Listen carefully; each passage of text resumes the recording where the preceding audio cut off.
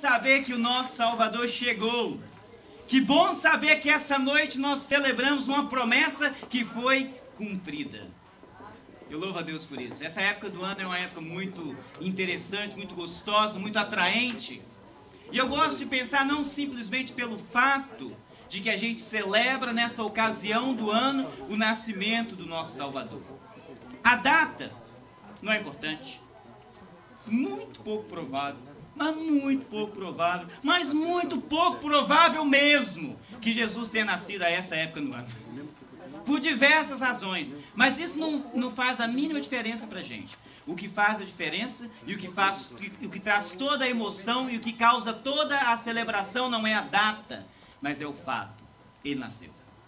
Ele nasceu. Eu gosto de pensar, e a palavra de Deus tem algo lindo para nós e nos faz pensar de forma bela, nos faz pensar de forma bem específica a respeito do nosso Deus, a respeito de Jesus Cristo e a respeito das promessas dele para nós. As pessoas falam o seguinte: se você quer evangelizar alguém, usa o evangelho segundo escreveu Marcos. O melhor texto para você poder evangelizar. Agora, você quer aprender a Bíblia? Você quer começar a aprender a Bíblia? Você quer começar a estudar a Bíblia? Usa o Evangelho de João. O Evangelho de João é o básico para você poder aprender a estudar a Bíblia. Você poder aprender a respeito da Bíblia. Você aprender a respeito de Jesus e da sua obra salvadora. E eu gosto de olhar o Evangelho de João e o texto de João 1 e verso 1 começa dizendo assim: no princípio era o Verbo. Isso nas versões mais tradicionais. Da época que eu era criança eu aprendi assim. Hoje as versões mais modernas falam: no princípio era a palavra. É a mesma coisa, verbo, palavra, simplesmente a expressão de que era uma promessa. No princípio era o Verbo. O Verbo estava com Deus. O Verbo era Deus. E João continua dizendo: ele estava no princípio com Deus. Tudo foi feito por ele, para ele, por meio dele e sem ele. João insiste em dizer: nada do que foi feito se fez. E o texto lido continua dizendo: nele estava a vida, e a vida era a luz dos homens. Se você quer dar um nome para essa noite de hoje aqui, eu diria para você: uma noite de encontrar luz, uma noite de ver luz, uma noite de estar na luz. E João, quando ele conta toda essa história, ele me faz lembrar de outros textos da palavra de Deus. Talvez de coisa mais remota na história, não simplesmente na história da palavra de Deus, mas na história de todo o universo. E a gente volta na Bíblia, e eu gosto de fazer isso. E quando a gente volta, vai voltando as páginas, você acelera na sua volta as páginas e você chega no primeiro livro, Gênesis, o livro das origens. E Gênesis capítulo 1, o verso de número 1, a palavra de Deus fala assim: no princípio, criou Deus os céus e a terra. E o próximo verso diz: e a terra estava sem forma e vazia. Aí vem o verso 3: e disse Deus: haja luz. E houve luz. Dizer uma coisa faz bem. Agora, quando você diz uma coisa e aquela coisa se completa, aquela coisa se conclui, aí o negócio muda de figura. Diz que Deus: haja luz, e houve luz. E eu gosto de comparar essas duas histórias, esses dois pensamentos. João diz: nele estava a vida era a luz dos homens. João diz: ele estava no princípio com Deus. João diz: tudo que foi feito, tudo que foi criado, foi feito por ele, por meio dele, e sem ele nada do que foi feito se fez. E eu volto de novo lá, em Gênesis: haja luz, e houve luz. Sabe o que é mais atraente nesse texto de Gênesis, no capítulo 1? O capítulo 1 e o capítulo 2 inteiro de Gênesis é bem complicado, é bem difícil. Nem muitas pessoas acreditam conforme está escrito exatamente.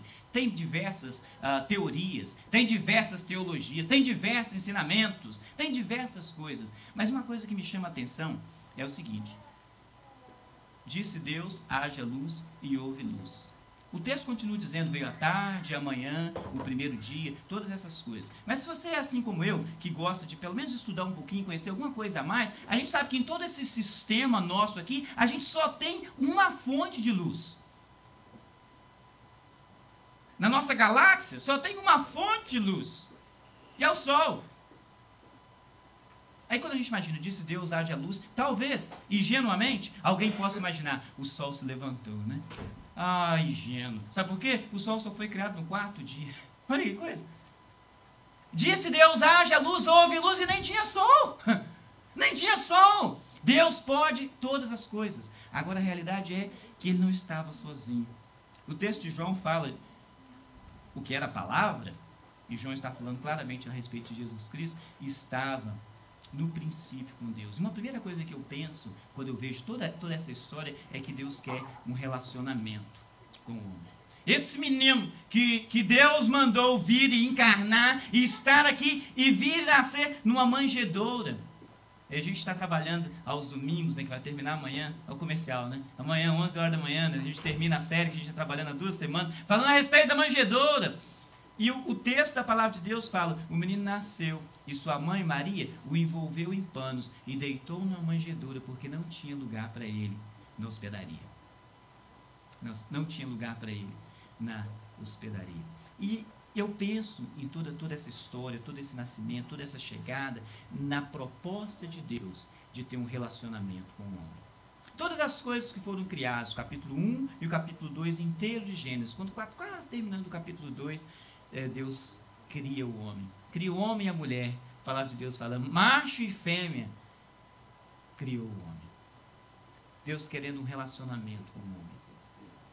Esse mundo todo vai em trevas, a terra sem forma, vazia, Deus diz, haja luz. Agora de novo a terra está, não sem forma, mas está vazia, ela está sem Deus, ela está sem luz, e Deus envia seu filho. Deus envia seu filho.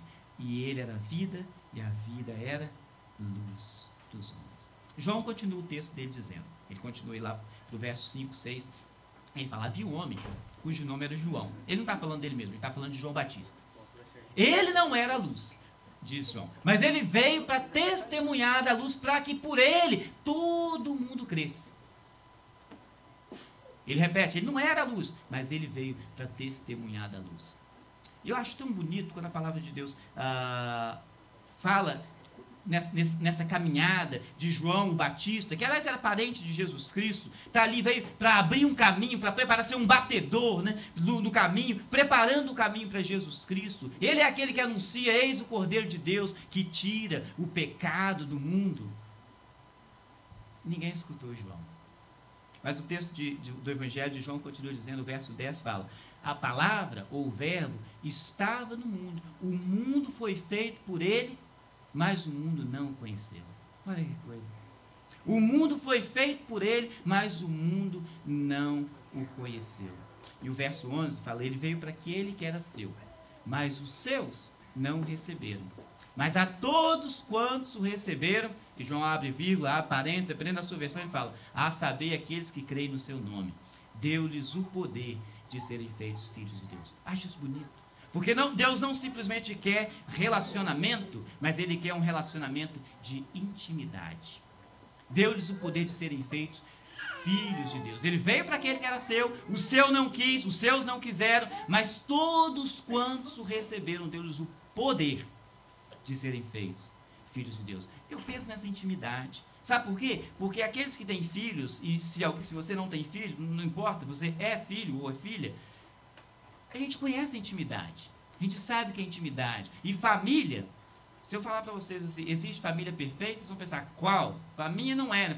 As pessoas falam, não, eu cresci, né, numa família toda desregrada, eu cresci numa família desmontada, eu cresci numa família não convencional. Eu cresci numa família, agora eu sou chefe de uma família desse jeito. Né? As famílias não são perfeitas, mas família tem unidade. A gente, como a gente mesmo, pode falar mal de quem a gente quiser da nossa família. E a gente faz isso. Mas pega alguém de fora e começa a falar mal da sua família. E já começa a ficar chateado. Ninguém pode. Eu posso falar mal dos meus pais. Eu posso reclamar das surras que eu levei. Mas se outras pessoas começarem a falar, eu acho que seus pais batiam demais. Fala, não, eles faziam o que era certo. Eu fico triste das correadas que não chegavam. E a gente não fala assim? Mas isso quando as outras pessoas estão falando da gente. Porque quando a gente começa a lembrar daquelas, eu lembro daquela surra tal e tal que eu tomei. Eu tenho algumas histórias assim, eu tenho umas surras que eu tomei dos meus pais, que eu nunca esqueço, e olha que eu já tenho quase 50 anos de idade. Vocês olharam para mim e acharam, mas parece tão novinho, né? Era essa a ideia, Consegui, né? Consegui, eu só tenho 43. Tá velho mesmo, né? A gente não esquece, a gente experimenta momentos, mas a gente sabe dos momentos da intimidade, da família da gente. E Jesus faz isso. ele vem para aqueles que o recebem receber o poder, a virtude de ser feitos filhos de Deus. Deus querendo intimidade.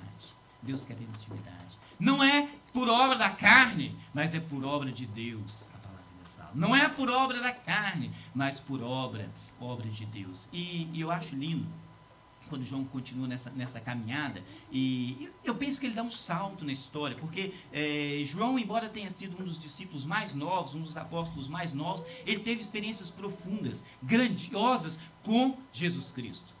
Uma certa ocasião, Jesus separa 3 dos seus discípulos, e João estava entre eles. Era Pedro, Tiago e João. Se você é velho de igreja, você está pensando num barquinho também, né? Porque você sempre Pedro, Tiago e João, e tem um barquinho. Não tem barquinho, só estava Pedro, Tiago e João. Não tem barquinho porque eles subiram a montanha. Eles sobem um monte. Esse texto a gente conhece na Bíblia como o Monte da Transfiguração. Jesus se transfigura na presença desses 3 discípulos. E de repente ele não está ali simplesmente com a sua forma humana, mas ele está numa forma glorificada. Pedro, que era alguém que a gente conhece como a língua dele era grande, não cabia dentro da boca. Ele falava mais do que convinha. Ele falou: Senhor, esse lugar aqui tá bom demais. Se ele conhecesse umas músicas brasileiras, ele falasse: isso aqui tá bom demais, isso aqui não.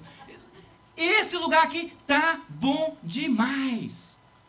Vamos fazer o seguinte, vamos fazer cabanas aqui para o Senhor, porque nesse negócio lá que apareceu, Jesus estava glorificado, mas apareceu junto com ele 2 grandes figuras do Velho Testamento, Moisés e Elias. E Pedro fala: vamos fazer aqui umas cabanas, uma para você, uma para Moisés, uma para Elias, e vamos ficar aqui, não vamos descer daqui não vamos ficar quietinho aqui. E de repente uma nuvem encobre todos eles, fica só Jesus, e eles escutam uma voz dizendo do céu: esse é meu filho, a ele ouvi. Pedro deve ter ficado triste, né? Pensei que eu não ia ter que voltar para aqueles outros discípulos chatos, enjoados, aquela família problemática, mas agora eu tenho que voltar para aquele pessoal. Aliás, quando eles descem, eles encontram um problemão. Mas essa não é a história. O que é a história é a beleza que João viu. E eu imagino que tenha sido talvez nessa experiência, nesse monte, porque João 1, verso 14, João fala o seguinte: o que era palavra, ou o que era o verbo, se fez carne, habitou entre nós, e nós vimos a sua glória, glória como a do único Filho do Pai, cheio de graça e de verdade. Ele conta isso anos depois, ele conta essa história que ficou impactado na mente dele, a glória que ele viu de Jesus Cristo, uma glória como só pode ter o Filho do Pai. Eu fico pensando, e eu volto na história, minha mente viaja quando eu leio esse tipo de textos, e eu fico imaginando qual outro lugar, qual outra experiência que alguém teve com a glória de Deus, qual outra experiência que alguém teve com a presença de Deus, com essa glória que inunda o lugar. E eu me lembro de algumas histórias. Quando o povo de Israel estava escravizado no Egito, e Deus separa ali Moisés como libertador, Moisés vai, liberta o povo, traz o povo, e de repente eles estão peregrinando num deserto. Eles ficaram nesse deserto por diversos anos, 40 anos na realidade. Enquanto eles estão ali, uma ocasião Deus achou que ele estava meio distante, e ele falou com Moisés assim: faz o seguinte, constrói para mim um barracão, e eu vou morar junto com vocês. Constrói para mim uma tenda, eu quero habitar no meio de vocês. É um Deus que quer ser presente. Esse barracão, essa tenda, que a gente conhece com o nome de tabernáculo, não é mais difícil, né?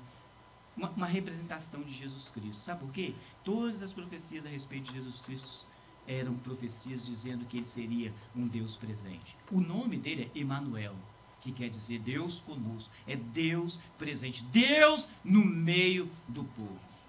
Deus no meio do povo. Deus presente.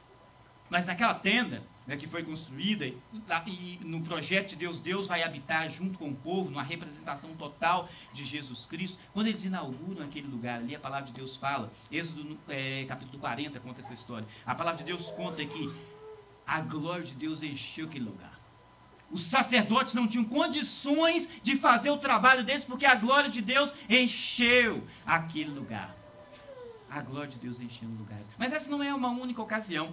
Depois de muitos anos, o povo foi para a terra prometida, e eles sempre na expectativa de que essa promessa se cumpriria. Aquele que é o enviado de Deus vai chegar, vai estar aqui conosco, vai morar aqui conosco, vai estar na nossa presença. Eles estavam naquela expectativa. E vieram diversos reis, mas alguns deles, na verdade os 3 primeiros reis foram muito importantes para o povo de Israel, mas 2 deles de uma forma bem especial: Davi e seu filho Salomão. Esses dois ficaram marcados na história. Davi imaginou que ele iria construir uma casa. Ele falou, não, eu não posso ficar aqui morando em palácio, cheio de ouro, cheio de coisa. E o Senhor, Deus, a habitação de Deus, aquele barracão. Isso não pode, isso não dá certo. Isso não, vamos construir. E Davi fez todo um projeto. E ele ficava empolgado com aquele projeto, que era o templo dele. Mas Davi foi um homem sanguinário. E Deus falou com ele, não, Davi, você está com todas essas coisas. Ele separou até materiais. Ele fez campanha, né? Fez campanha para construção, separou materiais, fez todas as coisas, encomendou madeiras, fez contatos internacionais para conseguir madeira, para conseguir ouro, ele conseguiu as coisas todas. E Deus falou para ele, nananina, não. Você não vai construir esse lugar, não. Quem vai construir esse lugar é seu filho, Salomão. Salomão constrói o templo. E segundo o livro das Crônicas conta essa história, que quando Salomão inaugurou o templo, ele chamou diversas pessoas, e tinha muita gente que era separado de uma forma especial para louvar a Deus, para bendizer a Deus. A gente conhece esse pessoal como levitas. E eles estavam ali, todos os levitas, os chefes das músicas, os chefes dos instrumentistas, e a palavra de Deus conta, em 2 Crônicas, capítulo 5, que 120 sacerdotes estavam lá tocando trompetes. Trompete na Bíblia a gente conhece o nome de trombeta, né? Tocando trompete e cantando. E, de repente, a glória de Deus enche aquele lugar. A glória de Deus, ninguém mais conseguiu fazer mais nada, porque Deus estava naquele lugar. A glória de Deus, o texto bíblico fala exatamente isso, 2 Crônicas 5,14. A glória de Deus encheu aquele lugar. Agora a gente faz essa viagem de volta, né? Lá no Evangelho de João, e João fala, nós vimos a glória dele. Glória como a do único Filho do Pai, cheio de graça e de verdade. Deus, que tinha um projeto de ser um Deus conosco, agora é um Deus conosco. Projeto completo. Deus, que tinha um plano de estar conosco, agora está conosco. E Ele é a luz. Ele é a luz. Não só Deus quer relacionamento, não só Deus quer intimidade, mas agora Ele apresenta amor. Amor. A gente mostra o melhor de nós para quem? Para quem a gente gosta. Para quem a gente ama. João, Pedro e Tiago, eles têm aquela experiência maravilhosa naquele monte. Jesus mostra para eles a glória dele, porque ele os amava. Mas eles são simplesmente uma representação de toda a humanidade, porque João mesmo no Evangelho, num texto lindo que alguns conhecem como o coração da Bíblia, João capítulo 3, o verso de número 16, a palavra de Deus diz assim, Deus amou o mundo de uma forma tão grande, que Ele enviou o seu único Filho, para que todo aquele que nele crê, não pereça, mas tenha vida eterna. Isso é amor. Deus não só quer relacionamento, Ele mostra intimidade, mas Ele demonstra amor. Honestamente, nós como seres humanos, a gente reage até bem a uma boa ação. Mas às vezes é raro. Às vezes é raro, é um pleonasmo tremendo, né? É raro a gente iniciar boas coisas para pessoas que não nos fazem bem. Pessoas que nos fazem bem, a gente inicia boas coisas o tempo inteiro. Mas para aqueles que nos fazem mal, a gente fala, essa coisa, hoje eu não vou fazer bem para aquelas pessoas, não. Eles me fazem tão mal. Hoje eu não vou me preocupar em fazer o bem para eles, eles me fazem tão mal. E a Bíblia nos diz que Deus mostra, na realidade Ele não mostra, Ele prova, a palavra de Deus fala isso. Deus prova o seu amor para conosco no fato de que Jesus morreu por nós quando nós ainda éramos pecadores. Amor. Sem esperar nada em troca, que honestamente o que eu posso fazer por Ele? Nada. O que eu tenho para dar para Ele? Nada. Mas me vem um bebê. Nasce, é colocado numa manjedoura, porque não tinha lugar para ele. E uma boa pergunta para nós nessa noite é, tem lugar para ele na sua vida? Esse que quer um relacionamento, esse que quer intimidade, esse que demonstra amor? Que essa época do ano não nos iluda, né? Com as luzes, com as canções, até com a temperatura. A gente fica mal acostumado, né, aqui na região que a gente mora, dá a impressão que essa época é até mais bonita, né? As árvores com neve, você não precisa colocar algodão, né, para poder fazer neve. As árvores com neve, aquelas bolinhas, nem as bolinhas não precisa, porque a mistura de luz com neve dá aquela coisa tão bonita. A gente fica mal acostumado aqui neste lugar. Não deixa essas coisas te roubarem. A gente vai nas lojas, a gente escuta as canções, a gente escuta todas as coisas, uma distração acontece da principal realidade, né? Jesus é a razão de toda essa coisa. Não a data, gente. De novo, o fato é a razão de todas essas. Em inglês tem um ditadozinho, acho que tão bonitinho, que faz talvez mais sentido do que faria em português. Jesus is the reason for the season. Jesus é a razão dessa estação. É por causa dele que isso existe, é por causa dele que existe essa celebração, não é por causa da promoção que tem ali no mall e que você foi lá e comprou um carrinho lotado. Mas é porque o Salvador chegou. Mas é porque uma promessa foi cumprida e ele quer um relacionamento. Ele veio para trazer luz. E sabe o que acontece? O mundo sem Jesus continua nas trevas. O mundo sem Jesus continua afundado. O mundo sem Jesus continua sem saber para onde ir. Mas ele é a luz do mundo. E ele veio para poder trazer uma vida. E uma vida que é abundante. Não uma vida qualquer, mas uma vida abundante. Ele morreu. Eu sempre falo isso, eu tenho falado isso essas últimas semanas. A manjedoura é um trampolim, né, que nos leva para a cruz. Porque se fosse só aquele bebê que tivesse vindo, seria só mais uma coisinha, gracinha, que a gente olharia nas fotos e falava guti, guti, guti. Não serviria para nada. Mas porque ele morreu. Mas não ficou na morte, ele ressuscitou. A manjedoura está vazia, a cruz está vazia, o túmulo está vazio. Mas o céu tem glória. E ele vai voltar para levar aqueles que creem nele, para aqueles que o recebem. Todos aqueles que o receberam, deu-lhes o poder de serem feitos filhos de Deus. A saber, aqueles que creem no seu nome. Tem lugar para Jesus na sua vida? Tem lugar para Jesus nesse Natal? Amém? Amém? Vamos ficar de pé e orar a Deus.